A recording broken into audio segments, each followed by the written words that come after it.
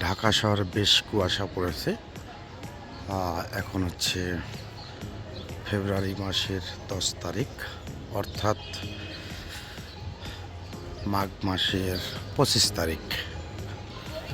দেখেন কি অবস্থা, অনেক কুয়াশা। সকাল 9:45 বাজে।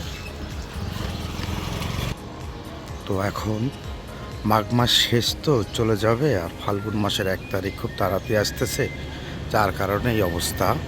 যদিও মাঘ মাসের শেষের কয়েকদিন ঠান্ডা থাকে না, কিন্তু যখন ঠান্ডা চলে যায় তখন একটা ভালো একটা শৈত্যপ্রবাহের মতো দিয়েই চলে যায়। হয়তোবা শীত কি আজকালের মধ্যে আমরা বিদায় জানাবো, কেননা শীত আর শেষ, এখন গরম এসে যাবে। দেখেন, আর গরম তো আসলে খুবই অতিষ্ঠ। বাংলাদেশের যে আবহাওয়া তাতে আসলে গরম সহ্য করার মতো না, তাই শীতকালটা বেস্ট আর কি। শীতকালটা আসলে উপভোগের সময়। বাংলাদেশে মূলত শীত আসে ডিসেম্বর, জানুয়ারি এবং ফেব্রুয়ারির মাঝামাঝি পর্যন্ত। শীতকাল চলে গেলে হাইরে গরম। বাংলাদেশের যে আবহাওয়া, আসলে গরমকালে বিশেষ করে বিগত 3-4 বছর প্রচণ্ড গরম, আর এই গরমে মানুষ খুবই অতিষ্ঠ। আর যার কারণে আসলে মানুষ সবসময় এসির দিকে ঝুঁকে যাচ্ছে। আর এসি হচ্ছে আর সবচেয়ে বড় ক্ষতিকর।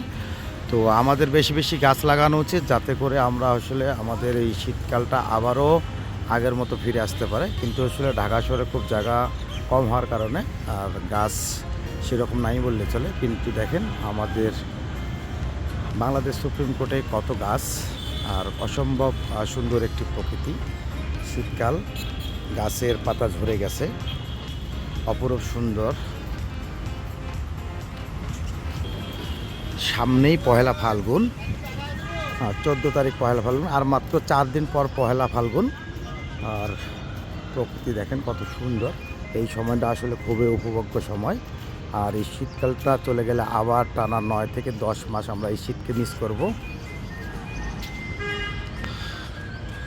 আজকে আসলে শীতের যে একটি আমেজ, খুবই ভালো লাগতেছে। এই শীতের আমেজ, অসম্ভব সুন্দর একটি বাস। বাংলাদেশ সুপ্রিম কোর্ট এরকম ছোট বড় মিলে, অর্থাৎ একতলা দোতলা বাস মিলে 25টির মতো বাস রয়েছে।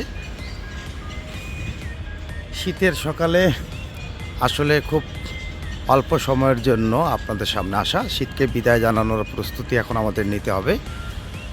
আমরা সামনের শীতের প্রত্যাশায় রইলাম। সামনে যেহেতু ফাল্গুন মাস, পয়লা ফাল্গুন 14 তারিখ, এবং 14 তারিখ ভালোবাসা দিবস। সেই ফাল্গুন মাসের অর্থাৎ পয়লা ফাল্গুনের অগ্রিম শুভেচ্ছা এবং ভালোবাসা দিবসের অগ্রিম শুভেচ্ছা রইল। ভালো থাকবেন, সুস্থ থাকবেন। আল্লাহ হাফেজ।